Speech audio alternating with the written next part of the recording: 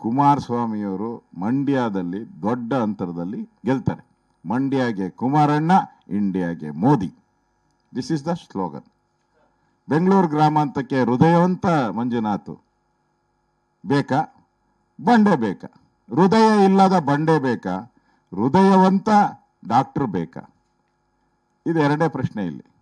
ಏನಾದ ಮೆಜರ್ಮೆಂಟ್ ತಗೊಂಡ್ರೆ ಎಲ್ಲಾನು ಪೆಗ್ಗೆ. ನೀವು ಎಳ್ನೀರು ಕುಡಿದ್ರೂ ಅದರಲ್ಲಿ ತಗೊಂಡ್ರೆ ಅದು ಇದೆ. ಅದು ಮೆಜರ್ಮೆಂಟ್ ಅಷ್ಟೇ. ನೀವು ಅದನ್ನ ಪೆಗ್ಗಂದ್ರೆ ಯಾಕೆ ಲಿಕ್ಕರ್ಗೆ ಹೋಗ್ತೀರಾ? ಮೆಜರ್ಮೆಂಟ್ ಅದು ಅಳತೆ ಮಾಡುವಂಥ ಒಂದು ಸಾಧನ ಅಷ್ಟೇ.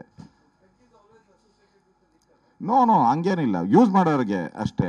ನೀನು ಅದರಲ್ಲಿ ಏನು ಬೇಕಾದರೂ ಯೂಸ್ ಮಾಡ್ಬೋದಲ್ಲ. ಸೋಮಶೇಖರ್ ಅವಾಗೆ ಕವಲು ದಾರಿ ಆಗೌಟಿದ್ದಾರೆ. ಅವರು ಬಿಟ್ಟು ಅವಾಗೆ ಒಂದು 6 ತಿಂಗಳು ಆಗಿದೆ ಆಲ್ರೆಡಿ.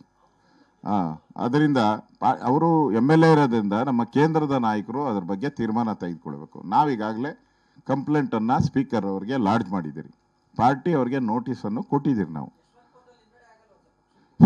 ಅವ್ರನ್ನ ಕೇಳಿ ಯಾರು ಓಟ್ ಹಾಕ್ತಾರೆ? ಈಗ 5 ವರ್ಷದಲ್ಲಿ 3 ಎಲೆಕ್ಷನ್ ಆಗೋರು. ಒಂದೊಂದು ಪಾರ್ಟಿಯಿಂದ ಒಂದೊಂದು ಪಾರ್ಟಿಗೆ 3 ಎಲೆಕ್ಷನ್ ಮಾಡ್ತಾರೆ. ಜನಕ್ಕೆ ಗೊತ್ತಿರಲ್ವಾ?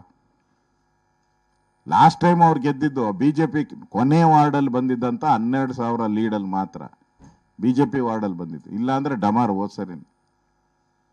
ಅದರಿಂದ ಈಗ ಪಾರ್ಟಿಗೆ ಯಾರ್ಯಾರು ದ್ರೋಹ ಬಗೀತಾರೋ ಅವ್ರಿಗೆ ಜನ ಬುದ್ಧಿಯನ್ನು ಕಲಿಸ್ತಾರೆ.